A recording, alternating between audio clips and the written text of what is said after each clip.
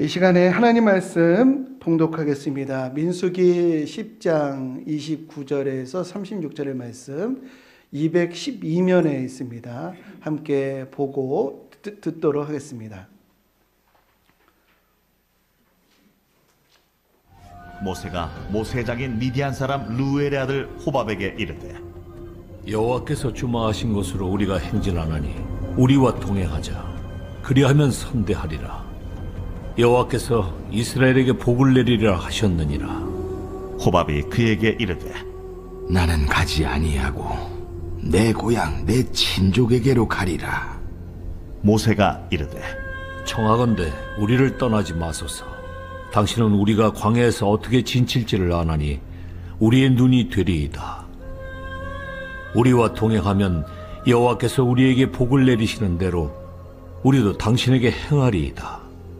그들이 여호와의 산에서 떠나 3일 길을 갈 때에 여호와의 언약궤가 그 3일 길에 앞서가며 그들의 쉴 곳을 찾았고, 그들이 진영을 떠날 때에 낮에는 여호와의 구름이 그 위에 덮였었더라. 궤가 떠날 때에는 모세가 말하되, 여호와여, 일어나사 주의 대적들을 흩으시고 주를 미워하는 자가 주 앞에서 도망하게 하소서 하였고, 궤가 쉴 때에는 말하되, 여호와여, 이스라엘 종족들에게로 돌아오소서 하였더라. 아멘. 오늘 민수기를 우리가 읽었는데 모세 오경의 네 번째 책입니다. 이 민수기는 영어 성경 넘버스에서 이 번역을 한 이 타이틀인데요. 민수기 1장부터 4장까지 이스라엘의 인구를 조사하는 내용이 있어요. 그래서 이 민수기는 백성들의 수를 센 기록이라고 하는 뜻이, 제목의 뜻이 그렇게 되겠습니다. 백성의 수를 센 기록인데, 이 민수기 1장에 보면은 레위인을 제외하고 모든 지파에 20세 이상, 20세 이상 전쟁에 나갈 수 있는 남자의 이 수를 세봤더니 12지파의 그 남자의 20세 이상의 수가 60만 3,550명이 되었다라고 합니다. 20대 이상의 남자가 60만 명이에요. 우리 교회에서 20세 이상 전쟁에 나갈 수 있는 우리 사람이 얼마나 될까 한번 제가 카운트를 해봤거든요. 여기 몇 분, 여기는 한 2-3명 되시고, 여기 아직 20대 안 됐거든. 4명, 저도 나갈 수 있을 것 같아요. 5명, 6명, 이 정도밖에 안 되잖아요. 그러면은 남자가 60명이면 전체 인구는 아기들, 아이들, 노인들, 여자들 다 하면 어떻게 될까요? 엄청 많을 거예요. 그래서 최소 200만 명이 그 인구가 그 정도 될 것이다 라고 보고 있습니다. 그래서 성도님도 한번 생각을 해보세요. 200만 명, 그 모래와 같은 인구가 동시에 그 천막을 치고 접고 싸고 움직이고 또 구름기둥이 멈추는 곳에서 그 천막을 또 풀고 뼈대를 세우고 피를 받고 그리고 가지도구를 또 이렇게 풀고 요리를 하고 먹고 자고, 이게 보통 일이 아닐 수가 없죠. 어마어마하고 대단하고 엄청난 일이 아닐 수가 없습니다. 인류 역사 가운데 전무후무한 민족의 대이동이다라고 하는 말도 어울리지 않는, 그냥 나라가 통째로 움직이는 그런 사건이라고 할 수가 있겠습니다. 우리는 광야의 이스라엘 백성들의 여정을 피난민들의 행진춤으로 생각하기가 쉬워요. 일렬로 쭉 움직이는 그런 것으로 생각하기가 쉬운데요. 이스라엘의 광야의 여정은 이와 같지가 않습니다. 민수기 10장에서 우리가 그 모습을 구성해 보면은 성막이 중심에 있고요.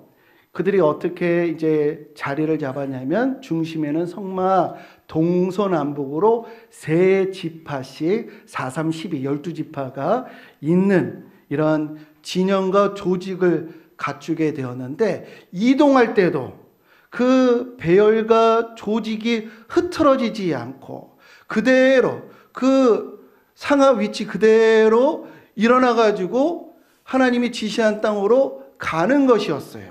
그러니까 특정 장소에 헤쳐 모여 이게 아니고요.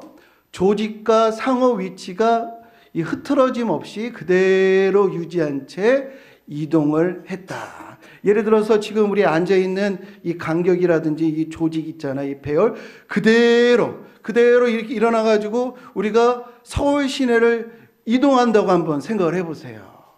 그대로 이 간격 흐트러지지 않고 이게 쉬운 일이 아니겠죠. 왜냐면은 여기는 청년들도 있고 어르신들도 있는데 어떤 차이가 있는데 그대로 움직인다. 그것도 보따리 주저리 우리가 싸서 움직인다는 게 이게 보통 복잡한 일이 아닐 수가 없을 것입니다. 한번 200만 명이 움직인다고 한번 생각을 해보세요. 누구는 텐트를 먼저 이렇게 짐을 쌌는데 어떤 사람들은 아직까지도 텐트를 걷지 못한다고 할 때 이동하면은 막 섞이고 막 걸리고 막 혼란이 있고 보통 일이 아닐 것입니다. 그래서 이 일이 구름 기둥이 움직일 때 진이 행진하게 되었는데 이 일이 잘 될 수 있도록 가장 필요한 것이 무엇인가? 바로 의사소통이었을 것이에요. 그래서 민수기 9장에 보면은 의사소통을 잘 할 수 있게끔 은나팔을 만들어라. 하나님이 이렇게 지시를 하셔요. 그래서 은나팔을 어떻게 부느냐에 따라서 전체가 모이거나 이 족장이 모이거나 행진할 때 전쟁할 때 절기 때 부르는 나팔 소리들이 있었어요. 그러나 성경에 나와 있지 않지만 수많은 이 민족이 이동하는 이 일이 수월하게 효과적으로 잘 될 수 있도록 많은 방법들과 방안들이 고안이 되었을 것입니다. 오늘 우리가 읽은 본문에 보면은 모세가 광야 여정을 떠나기 전에 호밥이라고 하는 사람에게 찾아가서 도움을 요청하는 것을 볼 수가 있어요. 호밥이 누구냐면 이 광야 생활의 전문가입니다. 캠핑의 전문가예요. 야영의 전문가. 광야라고 하는 이 척박한 땅에서 어떻게 생존할 수 있는가? 생존 전문가예요. 그래서 호밥에게 이 물었다는 것은 우리에게 아주 중요한 사실을 알려주는데요. 모세는 하나님이 지시하는 방법대로 가기만 하면 되는데 이것이 그냥 오직 이적과 기적만 기대하는 것이 아니고 하나님이 지시하실 때 어떻게 하면 효과적으로 할 수 있을까? 어떻게 하면 백성들을 잘 정착하고 생활할 수 있을까? 모세가 그것을 고민하고 찾기 위해서 전문가에게 찾아갔다라는 것입니다. 여기에 중요한 교훈이 있습니다. 우리가 신앙생활 하는 거, 하나님 말씀대로 살아가는 것이지만 하늘만 보면서 우리 신앙생활 하는 것이 아니고요. 하나님이 우리에게 허락하신 지식과 경험을 총동원해서 어떻게 하면 하나님 말씀대로 온전히 살 수 있을까? 그 구체적인 방법을 찾고 두드리고 또 구해야 한다는 것을 우리에게 알려주시는 줄로 믿습니다. 구름이 떠오르면은 행진하고 구름이 멈추면은 또 머무른다, 진을 친다. 이것은 으뜸 원리이죠. 구름이 가면 따라간다. 그러나 나머지 것들은 다 백성들의 몫으로 하나님이 남겨놓으셨어요. 구체적으로 어떻게 해야 되는지 이것은 우리에게 남겨주신 겁니다. 만약에 하나님께서요, 일일이 모든 것을 다 어떻게 해야 하는지를 다 말씀으로 우리에게 주셨다고 한다면요, 우리 성경이요, 불교의 8만 대장경처럼 엄청나게 양이 늘어났을 것입니다. 그런데 그렇게 되면은 시대가 바뀌면 그 경전은 죽은 경전이 될 수밖에 없을 거예요. 그래서 하나님은 우리에게 으뜸원리만 알려주시고 나머지 우리 삶의 현장에서 구체적으로 어떻게 적용해야 하는지는 우리에게 맡기셨다는 것이에요. 신명기 6장에 너는 마음을 다하고 뜻을 다하고 힘을 다하여 내 하나님을 사랑하라. 이게 으뜸원리예요. 그런데 이것을 어떻게 우리 집에 있을 때든지 시장에 있을 때든지 앉았을 때든지 서 있을 때든지 어떻게 해야 이 으뜸원리 하나님을 사랑하는 것을 실천할 수 있을지 우리에게 강론하라, 즉 연구하라, 두드리고 찾으라 이렇게 명령하셨습니다. 지난번 제가 오후 예배 때 말씀드렸던 것인데 우리 사람은 참 신기하게도요 본능대로 살아서는 안 된다는 것을 자각을 하고 어떻게 살아야 하는가라고 하는 것을 묻는 존재입니다. 특별히 우리 크리스찬들은 어떻게 살아야 하죠?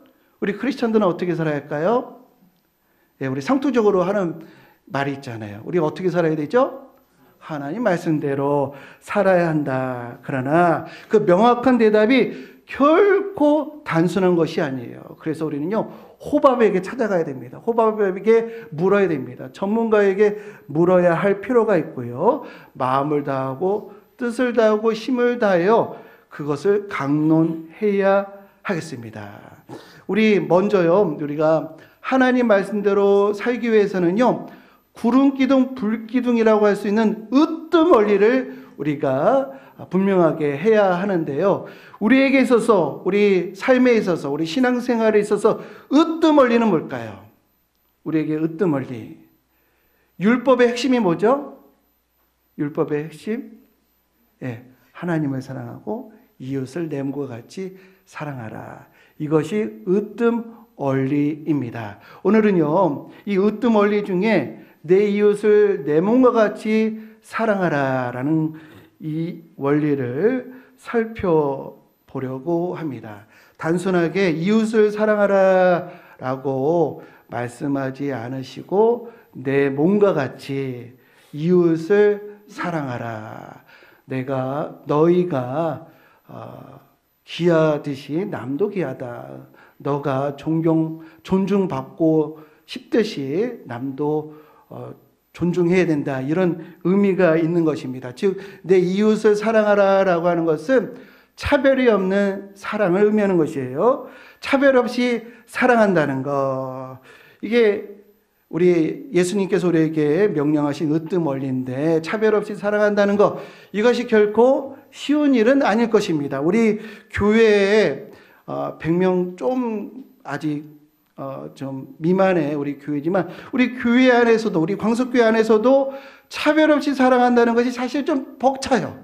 근데 우리 교회뿐만 아니라 다른 교회까지 저 이웃에 있는 방주교회까지 차별 없이 동일하게 사랑한다는 거 이거 쉬운 일이 아니죠. 우리 서초구만 사랑한다는 것도 어려운데 동작구까지 아니 강남 아니 강북까지 아니 전국까지 넘어서 우리나라를 넘어서 전 세계까지 차별 없이 사랑한다는 게 이게 쉬운 일은 아닐 것입니다.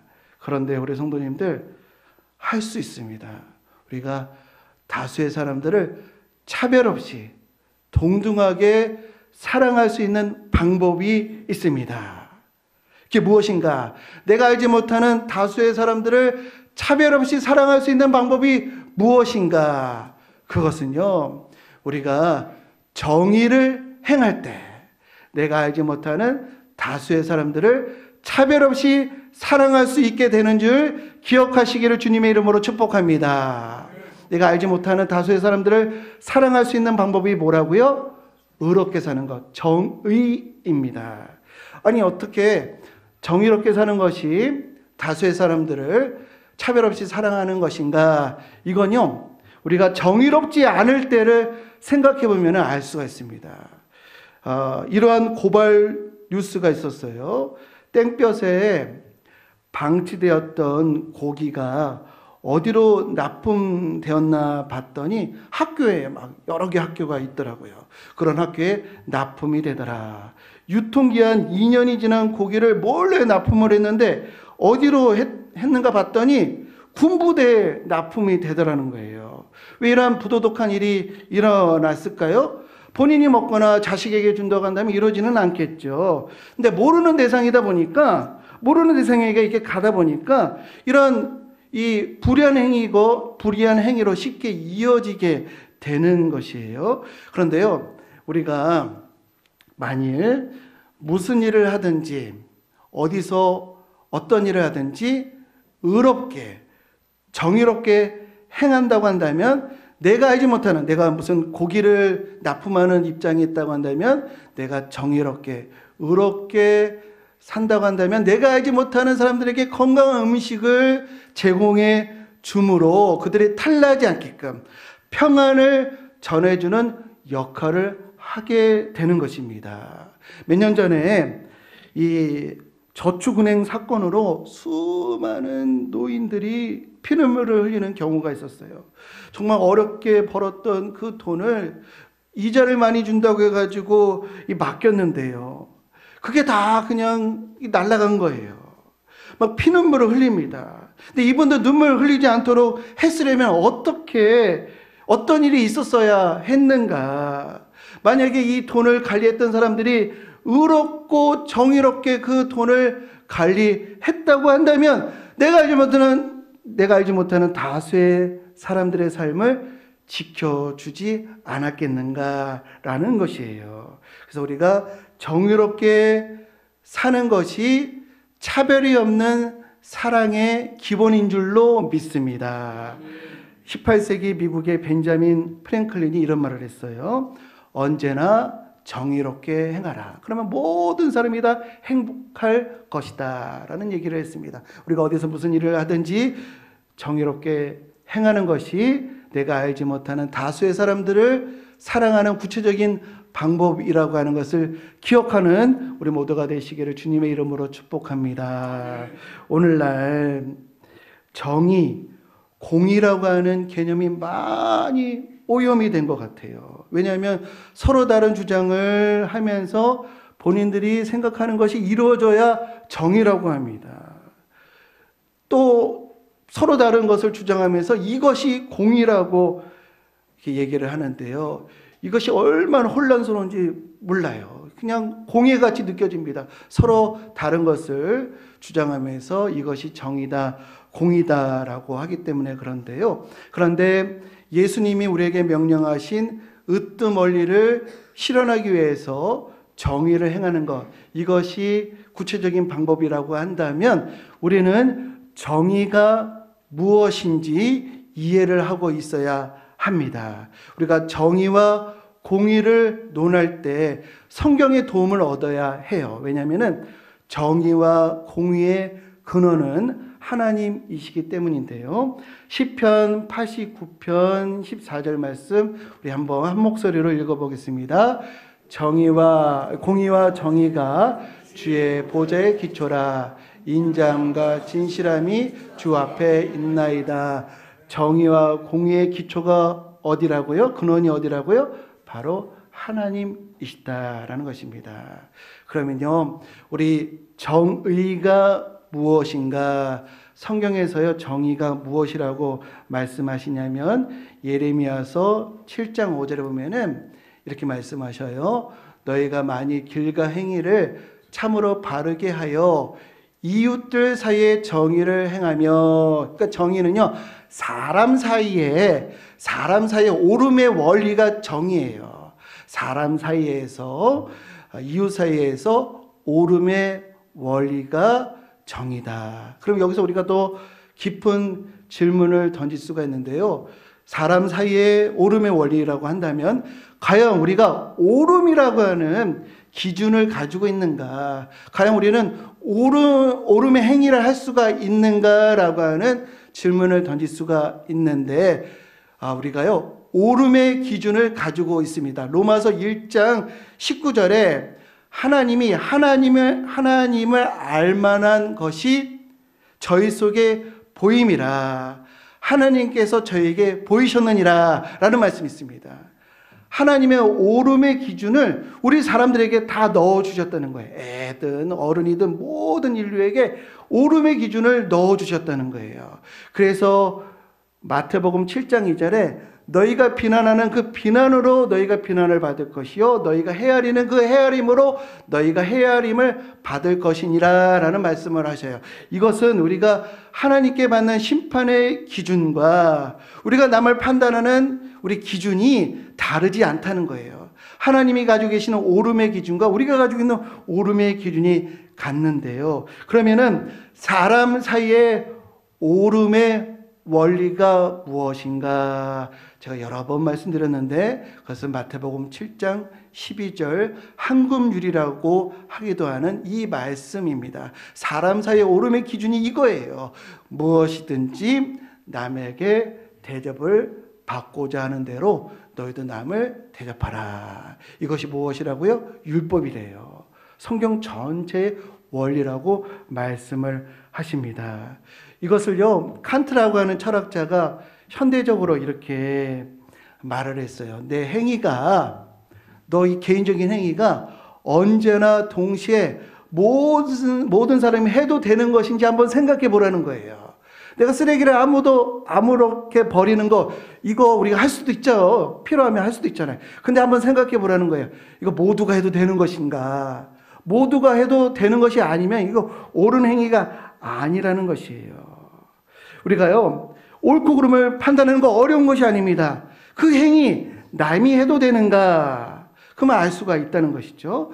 참 놀라운 일이 있습니다. 누가 이 행위를 하면은 괜찮대요. 근데 다른 사람이 그 행위를 하면 안 된대요. 이건 정의로운 것이 아닙니다. 로마서 2장 3절 말씀 한번 같이 읽어보겠습니다.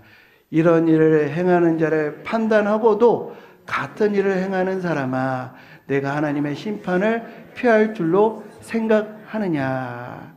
이 행위가 누구에게나 이것을 해도 될 때 그것이 옳음이다라고 하는 것을 기억하고, 누구는 비난하고 누구는 또 그 일을 했을 때 비난하지 않고, 비난하는 그 행위를 본인이 하고, 이것은 결코 옳지 않다라는 것입니다. 정의는 뭐라고요? 사람 사이의 오름의 기준. 오름은 바로 대접을 받고자 하는 대로 남을 대접하는 것인데요. 그러면 공의는 무엇인가? 공의가 무엇인지를 제가 설명하기 위해서 흥미로운 앙케이트를 소개해 드리려고 합니다.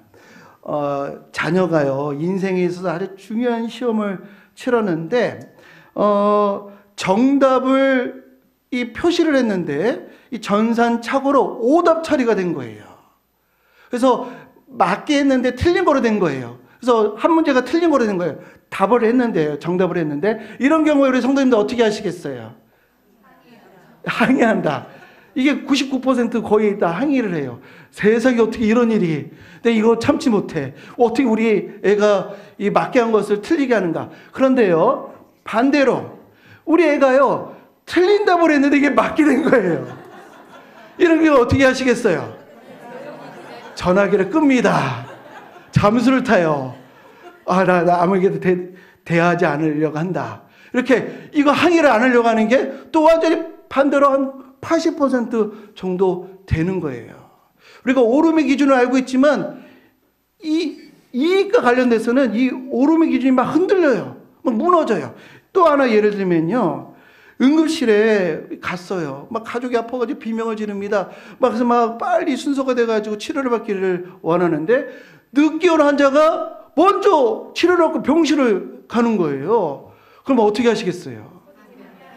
이게 나라냐 막 이러면서 막 참지 못할 텐데, 반대로 우리 성도님들이 병원 관계자인데 친한 친구가 전화를 해가지고 평신 좀 마련해 달라고 하면은, 그때 어떻게 안 돼, 규정이 그래, 차례를 기다려라고 하시겠는가? 무리를 해서라도 병실을 구해주겠는가? 거의 80%가 2번이라고 얘기를 합니다. 우리가 오름의 기준을 가지고 있는데요, 이걸 개인에게만 맡기면요, 우리 이기적인 이런 상황과 마음 때문에 이 정의가 자꾸 무너지고 흔들리는 거예요. 그래서 정부가, 사회가 정의를 실천하는 이에게 불이익이 가지 않도록, 또 불의를 행하는 자들에게 페널티를 줘서 정의의 원리가 흔들리지 않게끔 하는 법적인 이런 시스템, 제도적인 시스템, 이 오름의 원리가 작동하게끔 하는 게 바로 공의인 것입니다. 이 공의로움의 제일 원칙은 공평이겠죠. 권력 있다고 해가지고 막 예를 적용하고 느슨하고 힘없다고 엄격하고 철저하면은 이거는 공의는 무너지게 되는 것입니다. 법 앞에 평등하다라는 말이 이 정의와 공의를 지키기 위해서 꼭 필요한 것입니다. 저는요, 일련의 사건을 통해서 아무리 법을 배우고 법의 전문가라 해서 정의로운 것이 아니구나, 공의로운 것이 아니구나, 정의와 공의가 하나님의 근원이기 때문에 하나님을 두려워하고 하나님을 경외하는 자가 끝까지 정의롭고 끝까지 공의로울 수 있겠구나라는 것을 깨닫게 되었습니다. 그러므로 오늘날 하나님을 두려워하지 않아서 가짜 정의, 거짓 공의가 막 난무하게 되었어요. 그러나 하나님을 경외하는 자들이 곳곳에서 정의와 공의를 행할 때 우리나라에 희망이 있는 줄로 믿습니다. 그래서 이런 말씀이 있는 거예요. 내 시대에 평안함이 있으며 구원과 지혜와 지식이 풍성할 것이니 여호와를 경외함이 내 보배니라. 하나님을 두려워하고 경외하는 자들이 있을 때 그 나라가 평안하고 구원이 있고 지혜와 지식이 있다라는 말씀입니다. 그래서요, 애국이 뭔가 우리 하나님 모르는 이들을요, 우리 교회로 인도해서 제자 만드는 것, 이것이 가장 큰 애국인 것을 우리는 기억해야 합니다. 우리 자녀들이 하나님을 경외하는, 하나님을 제 유혹 앞에서 두려워하는 이런 백성으로 만드는 것, 이것이 가장 애국이라고 하는 것을 우리 기억하는 저와 여러분들 되시기를 주님의 이름으로 축복합니다. 오늘 하나님의 명령을 따르는 이들에게 주시는 놀라운 약속이 두 가지가 본문에 있습니다. 33절에 보니까 으뜸원리에 따라서 구체적으로 살아가는 이들을 위해서 하나님께서요, 언약궤가 3일길 앞에 가신대요. 하나님 말씀에 순종하면서 가려고 하는 이들에게는요, 하나님이 그 삶 앞장서서 가신다는 것을 기억하시기를 주님의 이름으로 축복합니다. 우리가 이웃사랑, 정의롭게 의롭게 살려고 하는 삶 결코 외롭지 않고 하나님이 앞장서 계시다고 한다는 것을 우리 믿음의 눈으로 보는 우리 모두가 되어야 하겠습니다. 두 번째 놀라운 약속은요, 우리 일진에 나왔지만 10장 9절에 보면은 하나님이 그 구름 기둥으로 이동하시는데 대적을 만나게 하신다는 거예요. 구름 기둥, 불 기둥이 그냥 편안한 길, 안일한 길로만 인도하시는 것이 아니라 적과 싸우는 길로도 인도하신다는 거예요. 마찬가지로 우리가 하나님 말씀대로 살아가는 길은 결코 편하고 순탄한 길이 아니고요, 불신앙적인 사회 속에, 문화 속에 깊숙하게 들어가서 투쟁을 해야 하는 험난한 길이 바로 우리 크리스찬의 삶이기도 합니다. 가짜 정의, 거짓 공의와 싸워야 하는 우리의 삶이 바로 우리 크리스찬의 삶이거든요. 그런데 오늘 9절 말씀 보세요. 9절 말씀 보면은 대적을 만났을 때 10장 9절 스크린 보면은 우리가요, 대적을 만났는데 우리가 주의 이름을 부르면요, 주님께서 우리를 기억하시고 대적에게서 구원을 하신다. 우리가 그리스도인의 삶은 환난과 역경을 피하는 삶이 아니라 그 상황 속에서, 그 어려운 상황에서 주의 이름을 불러서 승리로 나아가는 삶이 바로 우리 크리스찬의 삶인 줄로 믿습니다. 말씀을 정리하겠습니다. 이스라엘은 구름 기둥과 불 기둥으로 나아갔습니다. 그 인도에 따라서 나아갔습니다. 이것이 으뜸 원리입니다. 이 으뜸 원리에 따라서 살아가는 이들, 순종하는 이들에게 하나님이 3일길 앞장서셨어요. 그리고 대적을 만났을 때 주의 이름을 부르면 그 대적에서 구원해 주셨습니다. 우리도 마찬가지인 줄로 믿습니다. 이웃사랑, 정의와 의로움을 우리가 택할 때 하나님이 우리의 삶 앞에서 앞장서셔서 우리의 삶을 이끌어 가신다는 것을 우리 확신하시는 저와 여러분들 되시기를 주님의 이름으로 축복합니다. 또한 대적을 만났을 때 주의 이름을 불러서 우리를 승리케 하시는 그 하나님을 우리 삶 가운데 만나시는 우리 복된 성도님들 모두 되시기를 주님의 이름으로 축원드립니다. 이 시간에 우리 함께 하나님의 공의 반드시 이루어지시리라. 우리가 이 땅에서 정의와 공의를 행하면 반드시 임하실 그 하나님 나라에 우리 합당한 백성이 될 것이다 라고 하는 것이 담겨져 있는 찬양의 고백입니다. 하나님의 정의와 공의, 나도 그것을 실천하겠습니다. 우리 의미를 담아서 우리 함께 찬양하겠습니다. 예수 하나님의 공의 주록 생각 그의 나라 임하시네.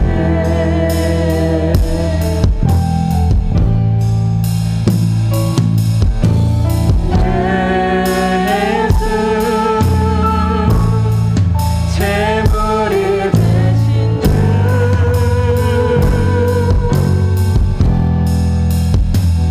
영광 중에 그의 나라 임하시네. 주의 나라 영원하며 주의 나라 영원한 그의 영광 무궁하리. 그의 영광 무궁하리. 왕의 위엄과 능력이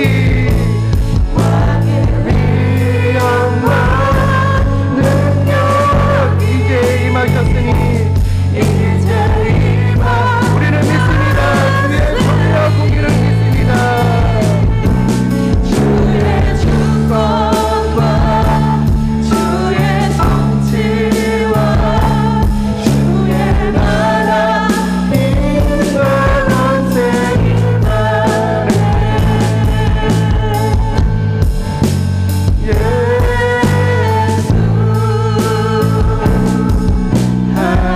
하나님의 주의 나라 영원하며 주의 나라. 우리 다 함께 일어나셔서 찬양하겠습니다.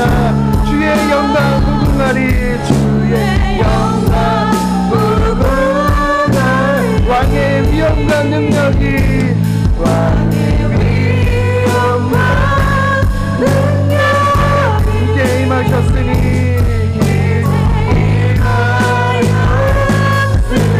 주의 주권과 주의 통치와 주의 주권과 주의 나라와 힘과 권세 임하네. 힘과 권세 임하네. 예수 하나님의 이 시간에 우리 함께 기도하겠습니다. 이 땅에 정의와 공의가 흐르도록 곳곳에 하나님을 경외하는 자들이 그리하도록 우리가 정의와 공의를 언제든지 어디서든지 행할 수 있도록 인도해 주시도록 이 시간 주의 이름 부르며 우리 함께 간절하게 기도하겠습니다. 하나님 아버지, 하나님 내 이웃을 내 몸같이 사랑하라고 우리에게 으뜸원리를 주셨습니다. 이 으뜸원리를 우리가 구체적으로 행하는 것은 하나님 차별이 없이 하나님 아버지 어디서나 우리가 정의로운 일을 행할 때에 차별이 없이 많은 사람들을 사랑할 수 있는 구체적인 방법인 줄로 믿습니다. 하나님 아버지, 우리가 알지 못하는 사람들을 하나님 아버지 우리가 섬기며 하나님 남에게 대꾸적 받고자 하는 대로 대접하는 한 분들을 따라갈 수 있도록 인도하여 주옵소서. 하나님 권력과 이익 앞에 흔들리는 정의가 아니라 언제나 하나님 변함이 없는 정의와 공의를 행할 수 있는 저희들 될 수 있도록 인도하여 주옵소서. 우리가 의롭게 정의롭게 외로운 싸움을 싸울 때 주님께서 앞장서 주시고 하나님 우리가 주의 이름을 부를 때 주께서 우리를 구원해 주시고 우리를 선하게 인도해 주신다는 것을 믿고 하나님 나아가게 하여 주옵소서. 모든 삶에서 우리를 멀리하고 주의 사랑으로 하나님 구체적인 그 사랑을 실천하는 정의와 하나님 아버지 의로움으로 하나님 아버지 승리하는 삶, 하나님 이 세상에 빛과 소금의 역할을 감당하는 삶을 살아갈 수 있는 열매 될 수 있도록 인도하여 주옵소서. 이 나라를 불쌍히 여겨주시고 이 나라를 지켜주셔서 곳곳에 하나님을 경외하는 자들이 일어나서 하나님 이 사회에 보배로운 일들이 하나님 구원과 지혜와 지식의 풍성한 나라 될 수 있도록 주여 인도하여 주옵소서. 하나님 아버지 우리 청년들 어디 가서는 무슨 일 하든지 내가 의로운 삶을 살리라 결단하는 우리 모든 자녀들 하나님 될 수 있도록 주여 다스려 주옵소서.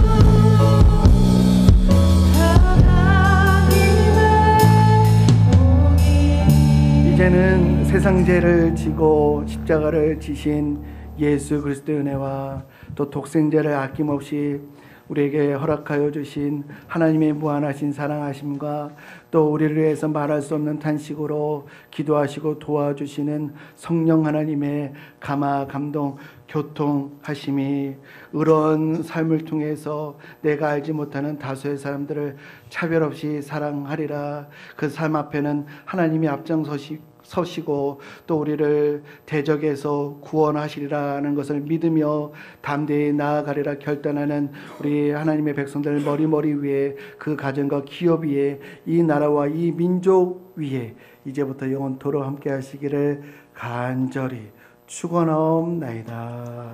아멘. 주의 나라 오세 주의 영광 영원히 주와 함께 할지